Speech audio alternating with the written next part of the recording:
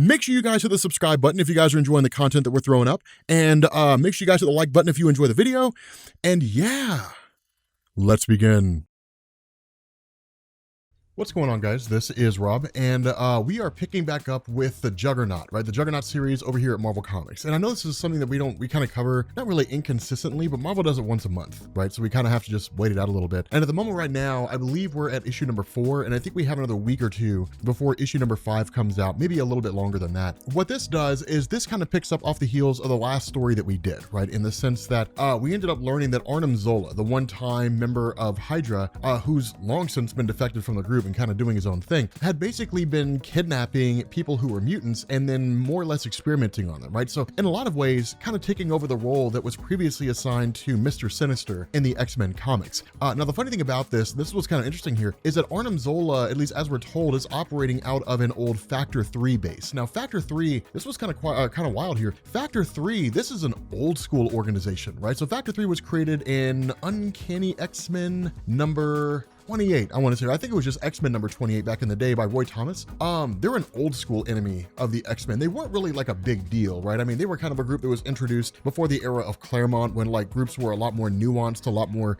subversive, and really a lot more dangerous, you know, in the Claremont era of Uncanny X-Men. But it is kind of cool to see an old throwback. But the idea is that as soon as Juggernaut gets in here, he's immediately attacked by Primus. Now, Primus goes all the way back to the old Captain America and Falcon comics back in 1977, right? So this is not a new concept, but Primus as it existed was really just kind of a wholesale creation by Arnim Zola. Not really a modification of an existing person, but really just a complete and total creation. But the idea behind Primus, and really what made Primus so dangerous in the old school Marvel comics, and even now to a degree, is the fact that he's really just a malleable plastic character, right? He's just kind of this android that can essentially do whatever it is that he needs to do in order to overcome an enemy in terms of adjusting himself, right? So think of him as something very similar to Mr. Fantastic of the Fantastic Four. Now, for the most part, with Juggernaut facing off against this guy, it's like being tied up in string. And in fact, when he's basically captured by Primus, it's because Primus kind of turns itself into a sort of gelatinous state and then bonds itself to Juggernaut, which basically sort of solidifies him, right? Just kind of keeps him encased. But following him being knocked out, we kind of get this little bit of a throwback about a few months ago. We're not given an actual definitive date, but at some point a few months ago, that with Kane Marco showing back up and then trying to, you know, having the Crimson Bands, and then from there trying to re-access his power as the Juggernaut, he ends up breaking into a storage facility that belongs to One. Now, the One stands for Office of National Emergency, and this was an organization that largely rose to prominence in the aftermath of Decimation, or really during the events of Decimation, the aftermath of House of M, right? When the mutant population lost its powers, or at least 98% of the mutant population lost its powers, the Office of National Emergency basically reactivated the Sentinel program, but they were manned Sentinels. The other thing they did too is they kind of made the X-Men prisoners, not directly, but insofar as what was left of the mutant population resigned itself to the grounds of the Xavier Institute, and then under Cyclops, basically nobody was allowed to leave, right? And the Sentinels basically existed there under the auspices of, hey, we're going to protect you guys from various threats out there. All the while, the X-Men were basically prisoners. They just weren't really allowed to go anywhere, right? So it was kind of the X-Men turning to an authority figure to keep them safe, all the while making themselves prisoners of that authority figure and just not realizing it. And so following that, with Kane Marco basically re-accessing the kind of shards of the Crimson Gem of Sidorak, and then kind of reactivating his Juggernaut powers through the Crimson Bands that he currently possesses, he's met by the disembodied voice of Sidorak himself. And so we're going to kind of jump forward here for a second, technically in the story, but what it does is it yanks him directly to the Crimson Dimension, right? Now, one of the things to understand when it comes to Sidorak, and we really haven't covered his character all too much, but one of the important things to understand when it comes to Sidorak is in his own dimension, he's wildly powerful.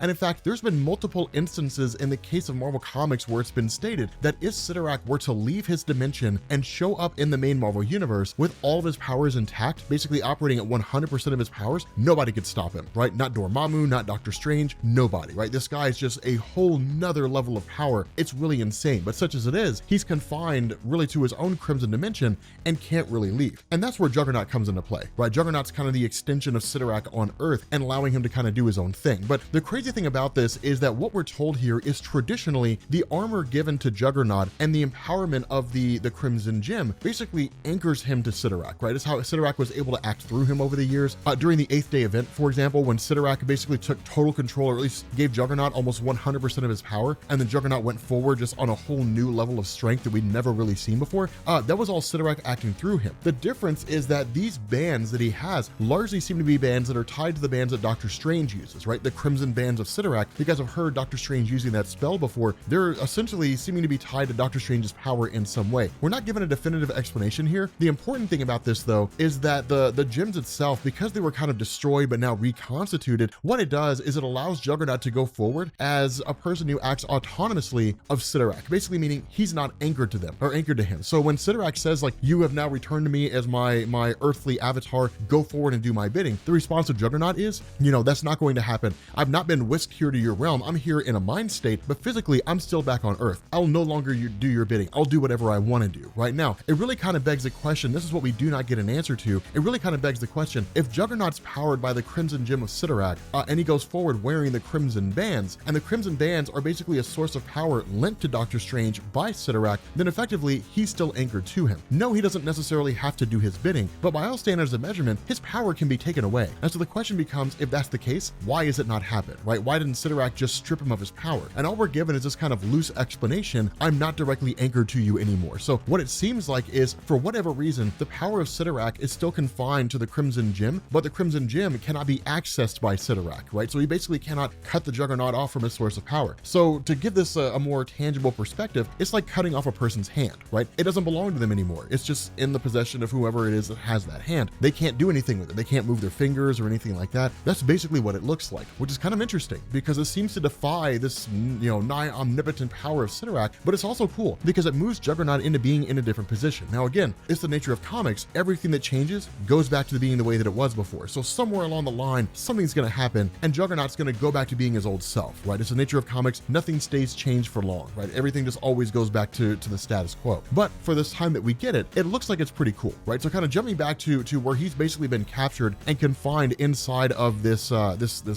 base of operations for Arnim Zola. Of course, you have D-Cell jump in. And that's where things get interesting here, because one of the things to understand, this is more of an interim comic, right? So there's not a whole lot of action going on here. We do get kind of a return, or at least a new status quo for Juggernaut, but beyond that, there's not a whole lot happening. Instead, D-Cell basically jumps out of this helicopter, uses her power to kind of slow herself down so she doesn't smash into the ground in the mountains and die. And then from there, Arnim Zola makes his presence known and basically tells us what we already know, right? That for years he's been experimenting on mutants because mutants are now considered to be a rare commodity, right? That where there was no Krakoa, there was no centralized location whereby all mutants existed and nobody could access it. Mutants used to be all over the place, right? They were just in different places around the world, just kind of making their living and doing their thing. And it was very easy to access any mutant and to basically kidnap them, experiment on them if that's what you wanted to do. But now that all the mutants are essentially under the purview of Krakoa and the protection of the island and the power of those who were on the island, one doesn't simply just walk into Krakoa.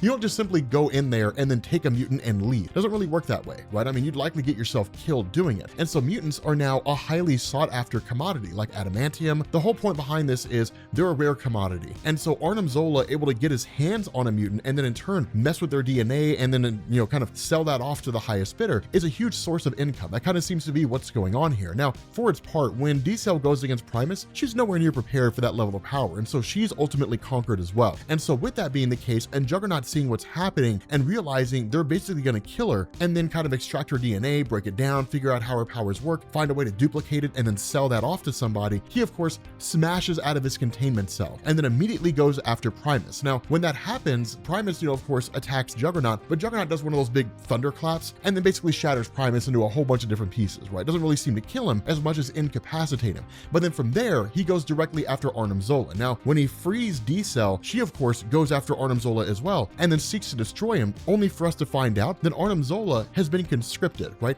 He's been forced into servitude by some other organization out there that's really pulling the strings. And so he's not really the mastermind here. There's a much bigger plan afoot and there's a much bigger organization out there. Again, it's an interim comic. This is the Empire Strikes Back of the story, right? It's more informational than anything else. It doesn't really have a whole lot of action and there's certainly no conclusion here. It doesn't really kind of give us the idea that there's a much bigger situation going on. So again, it's cool. I dig it. It's certainly one of those we probably could have coupled with the next video, with the next comic that came out, and it probably would have done us some good in terms of having a little more going on in this particular story. But, this is also a little important here because having it as its own individual story gives us the ability to understand better what's going on as opposed to having to rush through it and then making up for things later on down the road, right? So again, not a whole lot doing here, but it probably does have a few bits of important information that'll become relevant later on. But if you guys are new here to Comics Explained, make sure you guys hit the sub button to become part of the Rob Corps. If you guys enjoyed this video, make sure you drop a like, and I will catch you all later. Peace.